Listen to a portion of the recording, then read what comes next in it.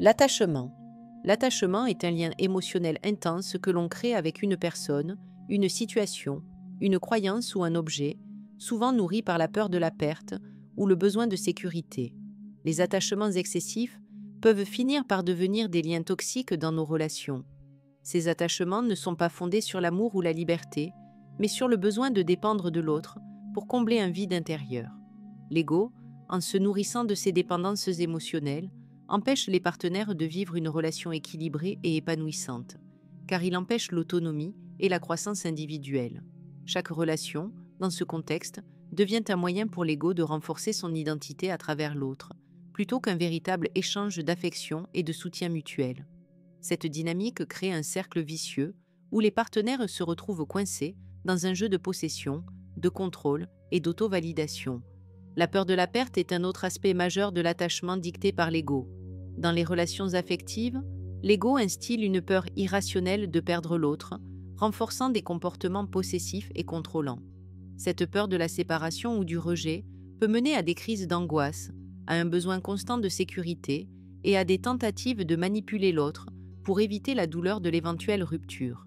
L'ego perçoit la perte de l'autre non seulement comme un échec, mais comme une remise en question de sa propre valeur.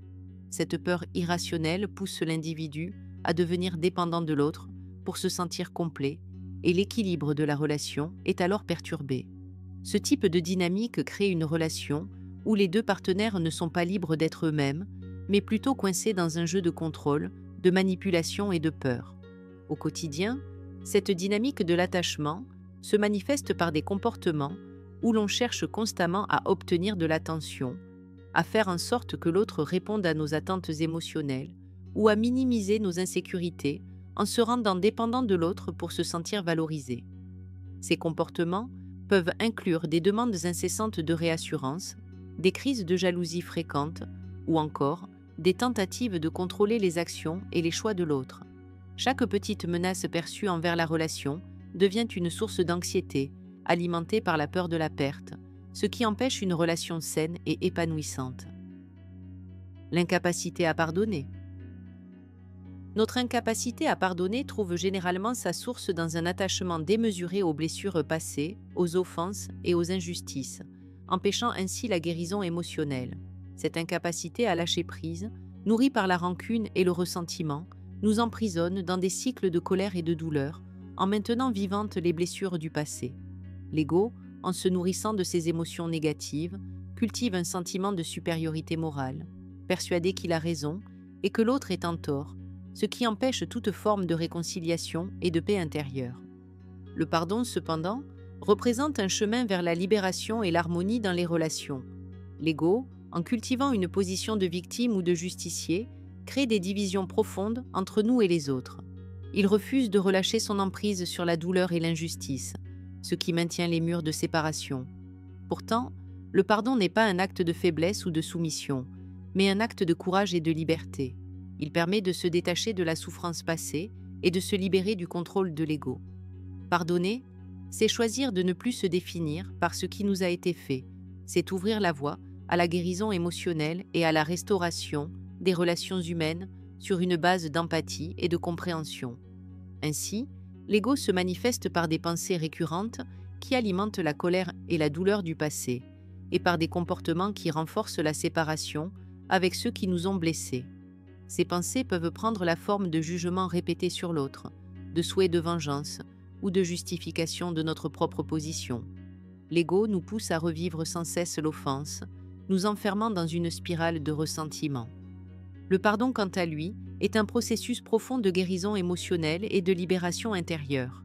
Il ne s'agit pas simplement d'oublier une offense ou de minimiser la douleur ressentie, mais de choisir consciemment de se détacher de la souffrance associée à cet événement. Pardonner, c'est avant tout se libérer de l'emprise de la colère, du ressentiment et du jugement, qui sont des énergies nourries par l'ego et qui nous maintiennent dans le passé. Le pardon n'implique pas nécessairement de réconcilier ou de continuer à avoir une relation avec la personne qui nous a blessés, mais plutôt de se détacher des pensées négatives et des émotions toxiques qui nous empêchent d'avancer. Il est un acte de courage et de liberté, où l'on décide de ne plus se définir par ce qui nous a été fait et de reprendre notre pouvoir intérieur.